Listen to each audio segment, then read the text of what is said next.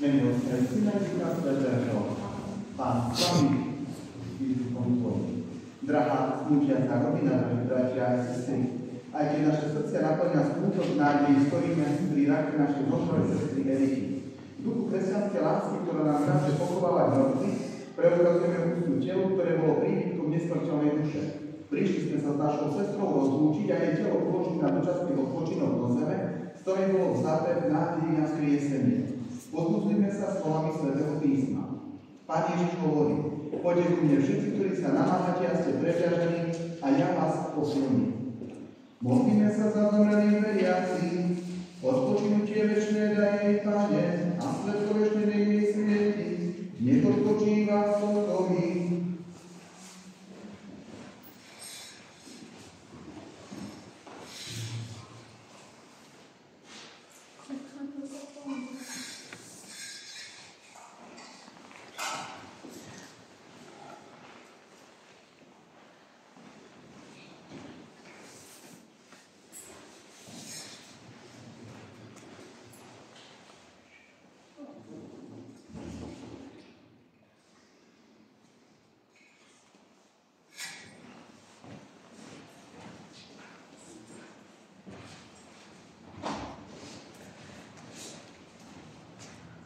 Modlíme sa, Bože všemohúci Otec, veríme, že Tvoj Syn umrel a stal z mŕtvych, preto ťa ťa prosíme, aby Tvoja služobnica Erika v ňom dosiahla aj skriesenie skrze Krista nášho Pána.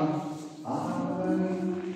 Milosrdný Otče Bože všetkej útechy, Ty nás miluješ láskou večnou, Ty meníš súdach smrti na svítanie života. Prosíme ťa, sliadni na bolesť a hlad svojich služobníkov, buď nám útočiskom a silou a podvihni nás z temno tohoto smutku a bolesti k svetlu a pokoju Tvojej prítomnosti. A pretože Tvoj Syn, náš Pán, svojou smrťou zničil našu smrť a svojim zmrtvých staním obnovil nám život, pomôž nám verne kráčať za ním, aby sme sa po skončení smrteľného života mohli všetci stretnúť s našimi bratmi a sestrami tam, kde sa nám zotrú v oči všetky slzy, skrze Krista nášho Pána. Pán s vami i s duchom tvojim. Čítanie zo Svätého Evanjelia podľa Jána. Sláva Tebe, Pane. Marta povedala Ježišovi: Pane, keď si bol býval, tu môj brat by nebol umrel, ale aj teraz viem, že o čokoľvek poprosíš Boha, Boh ti to dá. Ježiš jej povedal: tvoj brat vstane z mŕtvych. Marta mu vravela: viem, že vstane v posledný deň pri skriesení. Ježiš jej povedal: ja som skriesenie a život, ktoré verí vo mňa, bude žiť aj keď umrie. A nikto žije a verí vo mne, neumrie na veky. Veríš tomu? Povedala mu: áno, Pane, ja som uverila, že Ty si Mesiáš, Boží Syn, ktorý mal prísť na tento svet. Počuli sme slovo Pánovo. Chvála Tebe, Kriste. Tu chvíľa smutná, chvíľa veselá, pri ktorých sa ľudia stretávajú. Dnešný deň sa stretávame v taký smutný deň ľudí, kde je rozlúčky s našou zoslúhou sestrou Erikou. Keď hovoríme o smrti, alebo stretávame sa so všetkým, čo má súvisť so smrťou, človek prežíva akýsi strach, akúsi neistotu. Neradi navštevujeme miesta, ktoré nám pripomínajú náš koniec, pripomínajú našu smrť, lebo nám hovoria o tom, že raz budeme musieť opustiť tento svet, že raz z tohoto sveta budeme musieť odísť. Čo spôsobuje tento strach zo smrti? Prečo človek prežíva strach, keď niekto zomrie? Prečo človek prežíva strach zo vlastnej smrti? Určite tým hlavným dôvodom je nesprávne chápanie smrti. Niektorí hovoria, že smrť je koncom života, ale my veriaci kresťania veríme, že smrť nie je koncom, ale začiatkom nového života. Keď človek zomrie, odchádza z tohoto sveta, aby mohol žiť v Božej láske, Božej prítomnosti, aby mohol žiť šťastne v nebi. A toto nám posilňuje naša viera, toto vedomie, túto istotu nám dáva naša nádej, ktorú máme Ježiša Krista. Lebo Ježiš Kristus zomrel za všetkých nás, aby sa nám odpustili všetky naše hriechy, aby sme nám mohli prísť do neba. Ale keď chceme prísť do neba a mať účasť na večnom živote, určite je potrebné, čo si preto urobiť. A všetci vieme, že tým najväčším dôvodom našho príchodu do neba bude náš dobrý život. Ak človek sa chce dostať do neba, musí dobre prežiť svoj život. Svätý Ján Damascenský hovorí takýto príbeh, takúto legendu. Hovorí o jednom človekovi, ktorý mal 3 dobrých priateľov. dvoch mal radšej a toho tretieho veľmi nemusel. A raz sa mu stalo, že mu prišla predvoláka na súd a bol z čoho si obžaloval. A tak šiel tým priateľom, aby ho prišli brániť, aby ho prišli obhajovať. Prišiel k prvému a ten prvý hovorí, vieš čo, ale ja nemám čas, aby som s tebou vyšiel, ja mám vtedy nejaké dôležité povinnosti, ja s tebou na súd nemôžem ísť. Ten druhý aj povedal, áno, pôjdem s tebou a budem ťa brániť. Ale keď šli cestou, ten druhý tesne pred dverami súdu povedal, ale vieš čo, ja ísť ďalej nemôžem, lebo teraz ma napadlo, že mám nejakú prácu, musím odísť. A ten tretí, ktorý možno tak trošku pohľadal a ktorého si veľmi nevážil, šiel s ním k súdu a tam ho bránil. A takými istými priateľmi v našom živote tu na tejto zemi, aj my máme takýchto priateľov. Možno tým priateľom, ktorého si veľmi vážime, sú naši priatelia, naši známi. Ale títo ľudia nás opustia, keď sa nám prestane dariť v živote. Potom takýmto priateľom pre mnohých ľudí, tým druhým, je naše bohatstvo, peniaze, istota, všetko to, čo máme, čo vlastníme. Častokrát si hovoríme, keď budem mať veľa peniazy, budem mať istotu života, nič sa mi nemôže stať. Všetko si môžem kúpiť a budem sa mať dobre. Ale keď príde smrť, tak tie peniaze nás doprevadia iba ku hrobu a ďalej s nami ísť nemôžu. Videli ste niekedy, že by niekto sypal peniaze, majetok, auta, kde si do hrobu človekovi, ktorý zomrie? Nie, každý, keď zomrie, všetko bohatstvo zanechá na tomto svete.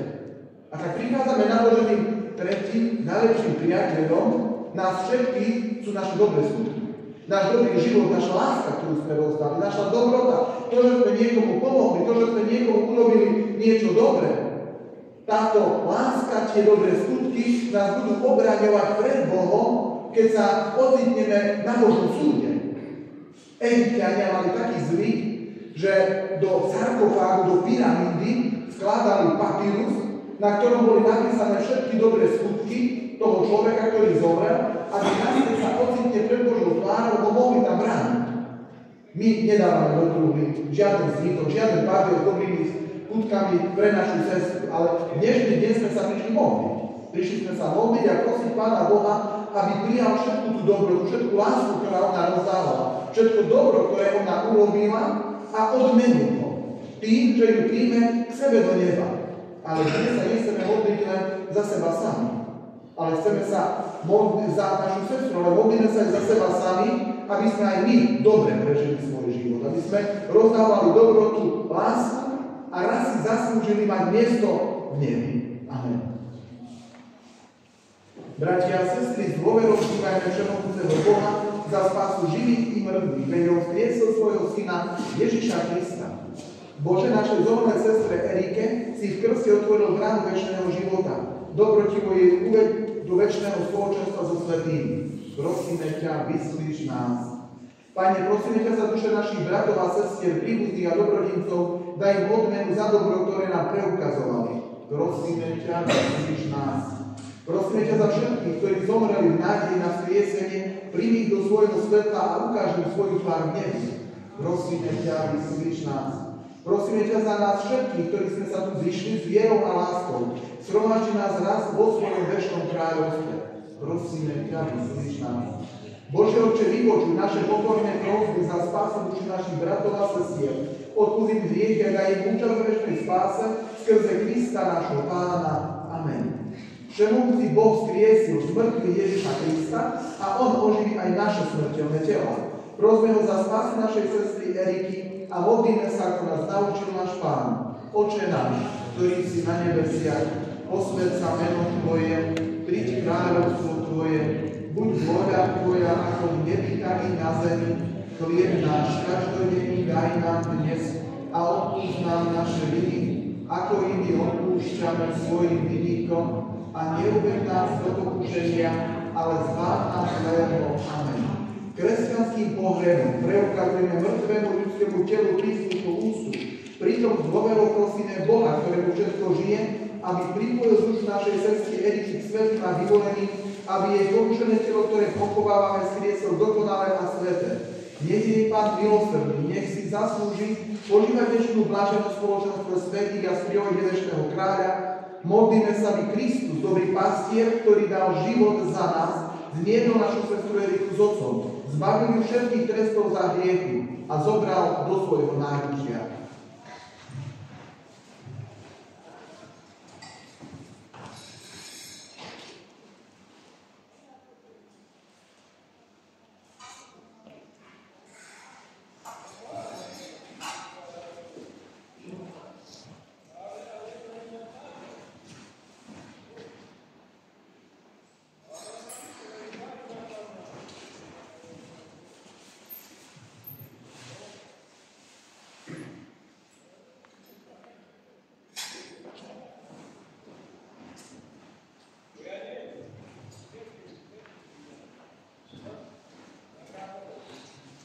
Modlíme sa, odporúčame ti, Pane, dušu tvojej služobnice Eriky, ktorú si povolal z toho do sveta, pre svoje láskové milosrdenstvo odpusť jej viny, ktorý sa dopustila z tej krehkosti, o to, jak prosíme skrze Krista nášho Pána. Amen. A teraz telo naše dobré sestry Eriky odkrývame na miesto jeho odpočinku.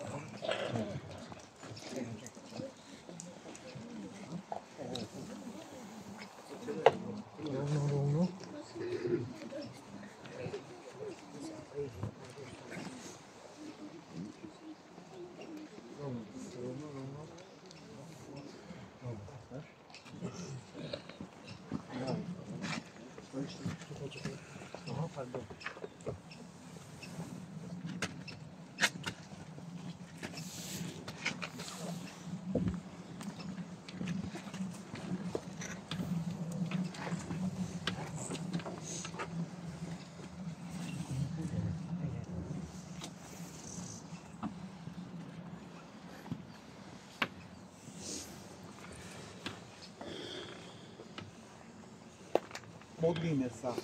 Pane všemohúci Bože, Ty navraciaš do prachu všetko, čo z prachu povstalo. Prosíme ťa, požehnaj tento hrob, aby telo našej zomrelej sestry Eriky našlo na tomto mieste pokojný odpočinok a aby raz bolo skriesené podľa viery a pravdy, ktorú vyznávame, skrze Krista nášho Pána.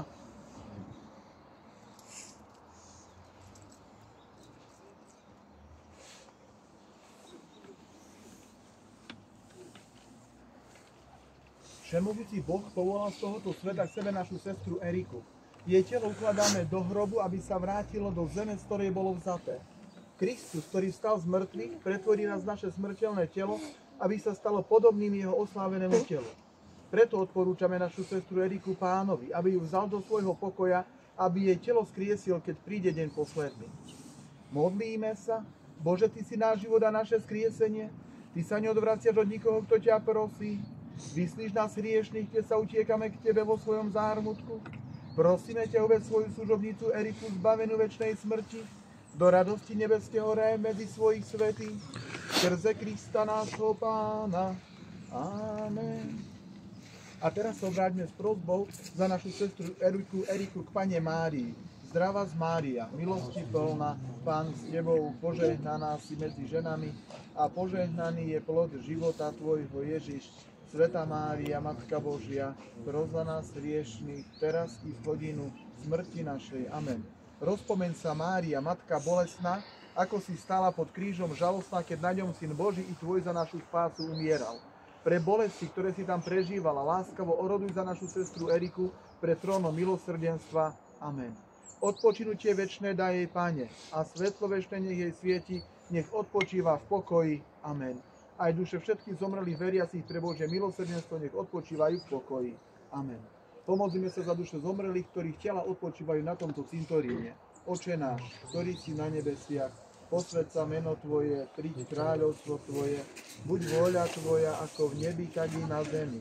Chlieb náš každodenný daj nám dnes a odpúsť nám naše viny, ako i my odpúšťame svojim vinníkom, a neuved nás do pokušenia, ale zbav nás zlého. Amen. Odpočinutie večné daj im, Pane, a svetlo večné nech im svieti, nech odpočívajú v pokoji. Amen. Pán s vami i s duchom tvojim. Nech vás žehná a poteší Boh, ktorý vo svojej nevyslovnej dobrote stvoril človeka a z mŕtvych staní svojho milovaného syna dal veriacim nádej na skriesenie. Amen. Nech nám žijúcim tu na zemi odpustí hriechy a všetkých zomrelých nech príjme do vlasti svetla a pokoja. Amen. Nech vás všetkých privedie do večnej radosti s Kristom, o ktorom pevne veríme, že víťazne vstal z mŕtvych. Amen. A požehnanie všemohúceho Boha, Otca i Syna, i Ducha Svätého nech zostupí na vás a zostane vždy s vami. Amen. Choďte v mene Božom. Bohu vďaka. Amen.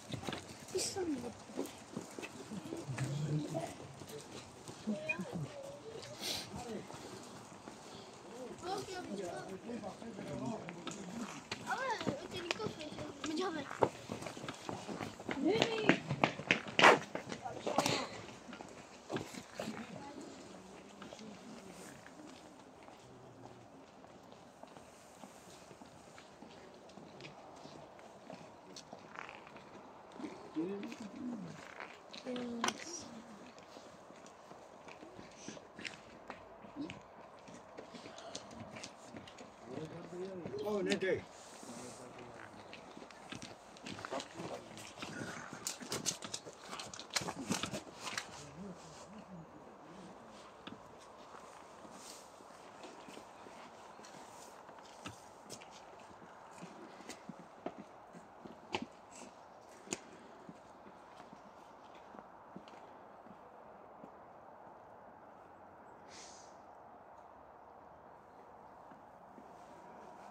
أغلب المنطقة كده أغلط كتير كده.